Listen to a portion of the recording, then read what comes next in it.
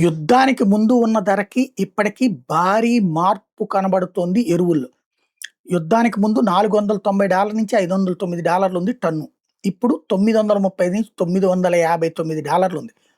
వాస్తవంగా ఇది మనం లైట్ తీసుకుంటాం గానీ చాలా ఇంపార్టెంట్. రైతు చెల్లించేది కేవలం $65 టన్నుకి. అసలు మార్కెట్ ధర $950. అంటే మిగిలిన 90% ఖర్చు ప్రభుత్వం భరించాల్సి ఉంటుంది. యూరియా ఉత్పత్తి మన ప్రభుత్వం వాస్తవంగా ఈ సబ్సిడీ అంతా భరిస్తుంది. దేశంలోనే యూరియా ఉత్పత్తి పెరిగితే రేపు జూన్‌లో ప్రారంభమయ్యేటటువంటి పంటల సీజన్‌కి భారత్ ఓకే. కానీ అంత కష్టం.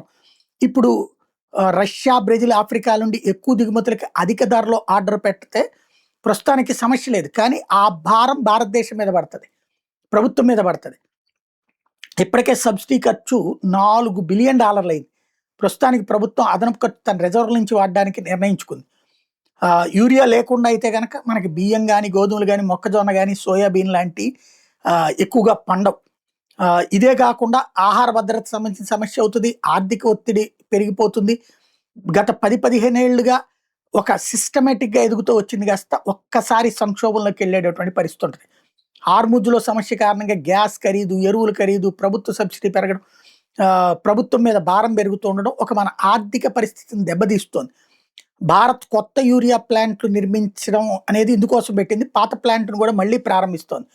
అందులో Ramagundam fertilizers and chemicals limited తెలంగాణలోది, Gorakhpur fertilizer plant, Sindri fertilizer plant లాంటి వాటితో పాటు ప్రైవేట్ కంపెనీలకు కూడా అనుమతి ఇచ్చింది.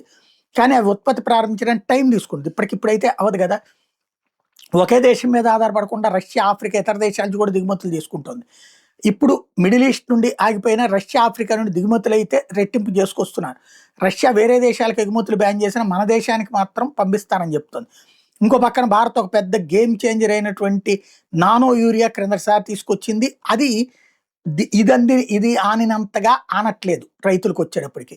యూరియా తయారీలో న్యాచురల్ గ్యాస్ చాలా ముఖ్యం కావడం కూడా ఒక సమస్య అవుతుంది. ఎల్ఎన్జి టెర్మినల్స్ పెంచుతోంది. దీనివల్ల ధరలు కొంచెం స్థిరత్వం చేసుకునేటువంటి పరిస్థితి ఉంది. ఓవరాల్‌గా వచ్చేటప్పటికి యూరియా కోసం భారీగా దిగుమతుల మీద ఆధారపడుతూ ఉండటం, ముఖ్యంగా గ్యాస్ దిగుమతుల మీద ఇంకా డిపెండెన్సీ ఉండటం, వీటన్నిటి వలన అయితే కొంత సంక్షోభం భారత ప్రభుత్వానికి ఉంటుంది యుద్ధం కారణంగా.